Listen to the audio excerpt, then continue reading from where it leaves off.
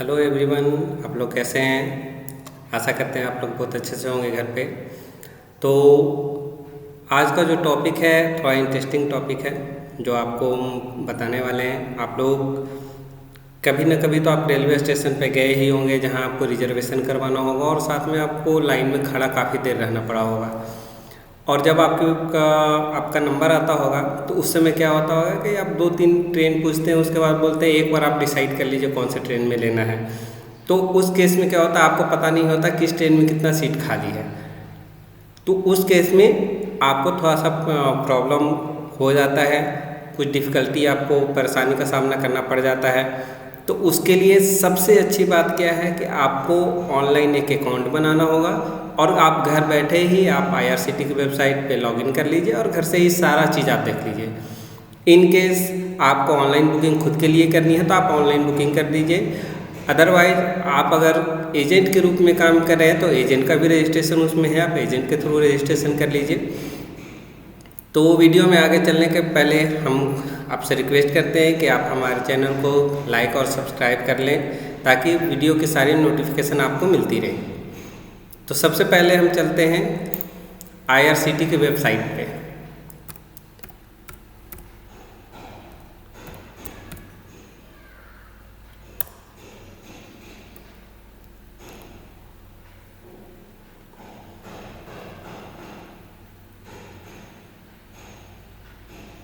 IRCTC एक ऐसा website है जिसके थ्रू आप जब भी चाहें रिजर्वेशन कर सकते हैं और बहुत आराम से आप हर एक ट्रेन में कितनी सीट बची हुई है उस चीज़ को भी आप देख सकते हैं।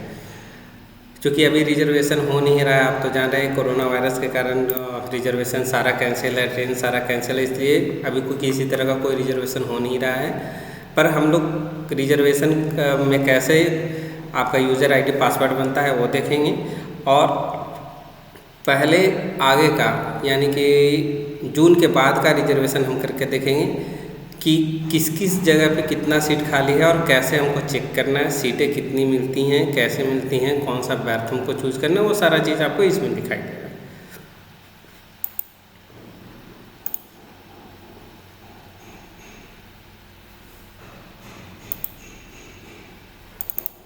तो अब हमको क्या करना है, हम लोग को इस लॉगिन पे क्लिक करना है। लॉगिन पे क्लिक करने के बाद यहाँ आपको रजिस्ट्रेशन पे क्लिक करना है। क्योंकि आपके पास पहले से यूज़र ID पासवर्ड नहीं है तो आपको क्या करना है, रजिस्टर पे क्लिक करना है। तो हमने रजिस्टर पे क्लिक कर दिया। अब यहाँ पे आपके पास आ गया एक इंटरफेस, एक फॉर्म आ गया जो फॉर्म को आपको भरना है। इस फॉर्म को भरने के लिए आपके पास email ID होना चाहिए प्लस मोबाइल नंबर होना चाहिए जो पहले से रजिस्टर्ड ना हो। आपका यूज़र ID कुछ यूनिक होना चाहिए, जैसे जिस नाम से आप हैं हम उस नाम से बनाते हैं। मान लीजिए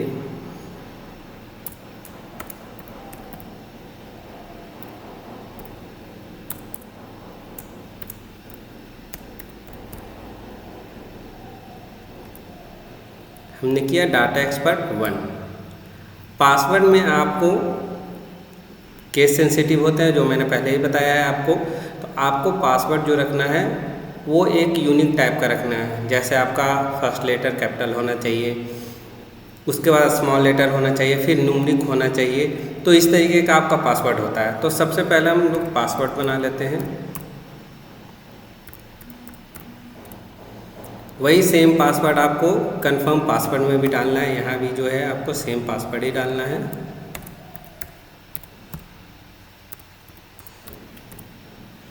अब यहाँ आ जाता है सिक्योरिटी क्वेश्चन। सिक्योरिटी क्वेश्चन वो क्वेश्चन होता है अगर बाय चांस आप पासवर्ड भूल जाते हैं तो उस केस में ये आपकी मदद करता है। तो यहाँ पे सिक्योरिटी क्वेश्चन आपको डालना है कि इसमें इतना सारा है दिया हो, इसी में से आपको एक क्वेश्चन चूज करना है और चूज करने के बाद आपको उसका आंसर भी चूज करना है। चूँकि ये सेंसिटिव है तो थोड़ा देर के लिए मैं इसको रोकूंगा। नाउ अब आपको लैंग्वेज प्रीफर करना है, कौन सा लैंग्वेज आप करना चाहते हैं। चूँकि आपका इंग्लिश रहेगा तो ज़्यादा बेहतर रहेगा, तो हमने इंग्लिश कर दिया है। यहाँ पे आपको अपना नाम भरना है, जिस नाम से आप ये कर रहे हैं, फॉर्म बना रहे हैं, उस नाम को आपको भरना है। जेंडर में आप मेल हैं फीमेल हैं वो भरिए। डेट ऑफ बर्थ एक्चुअल आप डालेंगे तो ज़्यादा बेहतर रहेगा। एक्चुअल नहीं डालते हैं तो थोड़ा प्रॉब्लम कभी कभी आपको हो जाता है, तो एक्चुअल हम लोग डालने का कोशिश करते हैं। उसके बाद आप क्या करते हैं, तो अगर आप कुछ नहीं करते हैं, आप स्टूडेंट हैं, तो आप स्टूडेंट ही टाइप कीजिए, वो ज़्यादा बेहतर है। अब नेक्स्ट आपको भरना है मैरिटल स्टेटस। आप मैरिड हैं, अनमैरिड हैं, वो भरिए। क्योंकि ये ऑप्शनल है, आप भर भी सकते हैं, उसको नहीं भी भर सकते हैं, वो आपके ऊपर डिपेंड करता है। अब ये ईमेल आईडी, तो कल जो हम लोग ईमेल आईडी बनाए थे उसी ईमेल आईडी को हम यहाँ डालेंगे।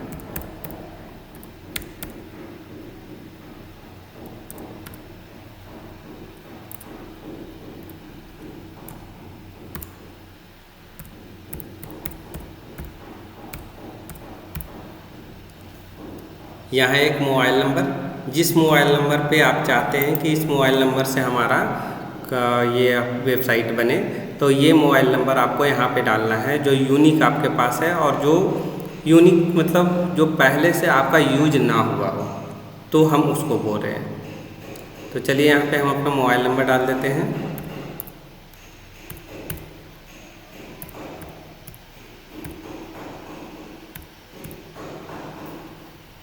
नेशनलिटी में आपका इंडिया होगा, आप इंडिया से हैं तो आप इंडिया भरिए, बाकी जो आप दूसरे कंट्री से हैं तो आप दूसरा कंट्री का भरिए। नाउ यहाँ पे आपका आ गया फ्लैट नंबर, ब्लॉक नंबर। अगर ब्लॉक नंबर आपका है तो आप ब्लॉक भरिए, अगर नहीं है तो फिर आप इसको 00 कर सकते हैं। स्ट्रीट कौन से जगह पे है, कौन सा लेन है, ये ऑप्शनल है, आप भर सकते हैं, नहीं भी भर सकते, कोई दिक्कत नहीं है। नाउ यहाँ पे आपका आ रहा है एरिया लोकेलिटी, ये भी ऑप्शनल आपका लिखा हुआ है। याद रखिए कि जिस जगह पे आपका स्टार मार्क है वो आपको मैंडेटरी है भरना, यानी कि उसको आपको फिलअप करना ही करना है। तो यहाँ पिन नंबर जो आपका है वो पिन नंबर आप भर दीजिए।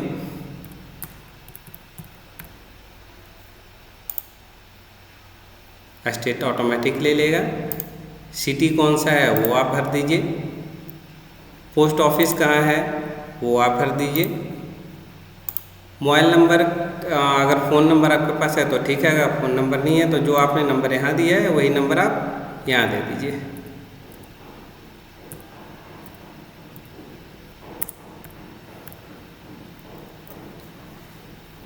रेसिडेंस सेम है तो उसको यस कर दीजिए।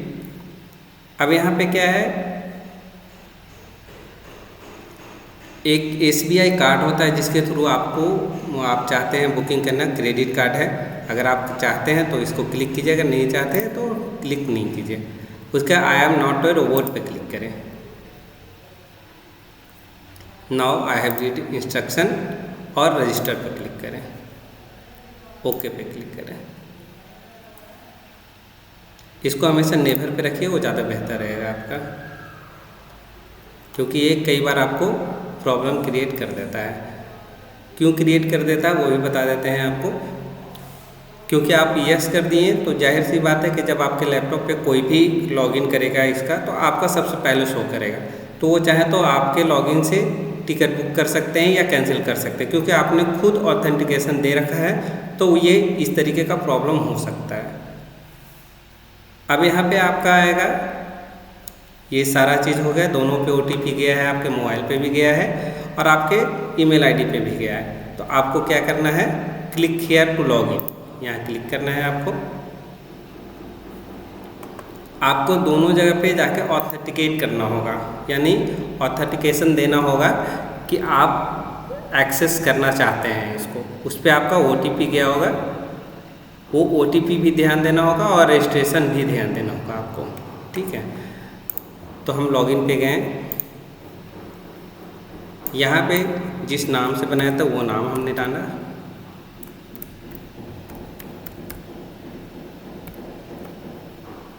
यहाँ पे जो पासवर्ड था वो पासवर्ड हम लोग डाल रहे हैं।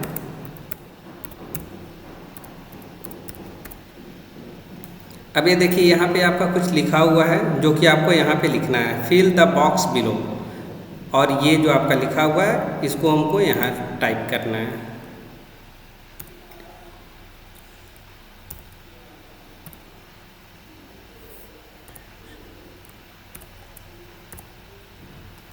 चलिए साइन इन करके देखते हैं। कैप्चा कोड गलत हो गया, फिर से भरते हैं।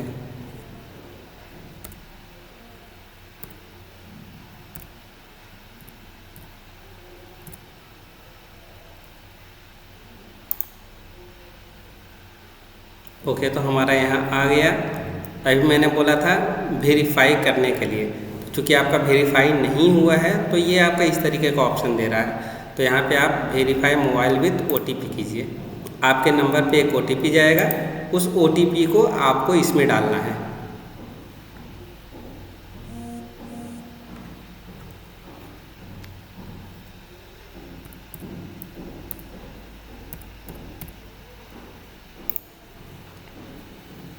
हमारा पहला वेरीफाई हो गया। अब ये दूसरा OTP हमारे ईमेल आईडी पे जाएगा, तो हम इसको ईमेल आईडी पे लॉगिन करेंगे।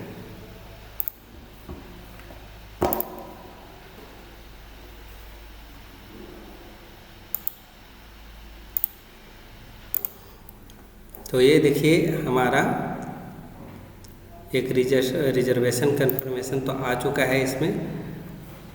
अब यहाँ से OTP हमारा गया है, OTP को ये एक और सर्च कर लेते हैं सारा में।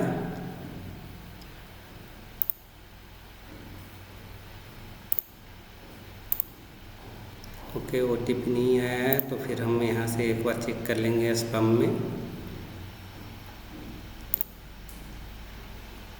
यहाँ भी नहीं आया है, तो फिर से हम उसको OTP को भेजेंगे ताकि हमारा रजिस्ट्रेशन सक्सेस हो सके।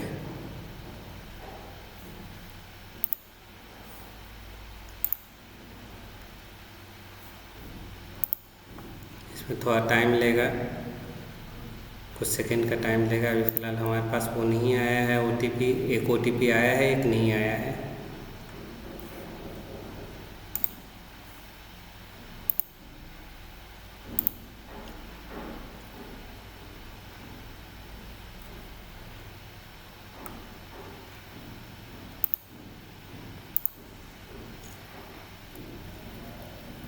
इससे सबसे अच्छा फ़ायदा क्या होता है कि जब भी आप जाने का कहीं प्लान बनाते हैं तो उसके अनुसार आप यहाँ से फेयर भी देख सकते हैं कि कितना पैसा आपका लग रहा है।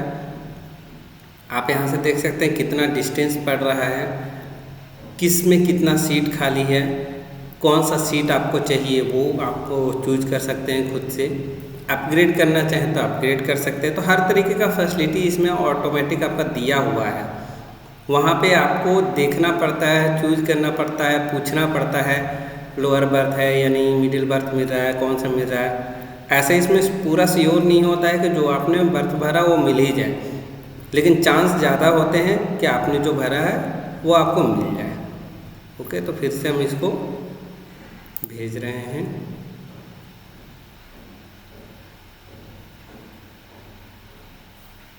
देखिए हमारा OTP यहाँ आ गया, तो हम एक बार देख लें इसको। ओके, ये पहले वाला है, चलिए आ गया।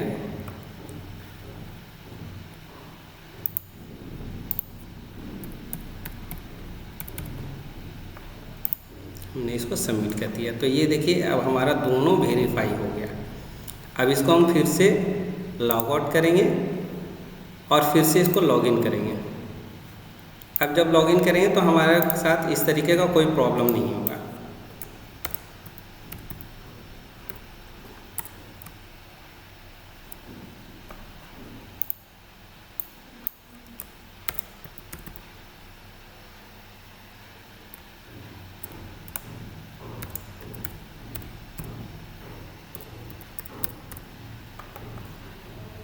यहाँ पे अभी बताया मैंने, कैप्चा कोड आपको डालना है। सही डालिएगा तो एक बार में ले लेगा। अगर आप सही नहीं डाल पाते हैं तो आपको दोबारा फिर से करना पड़ेगा।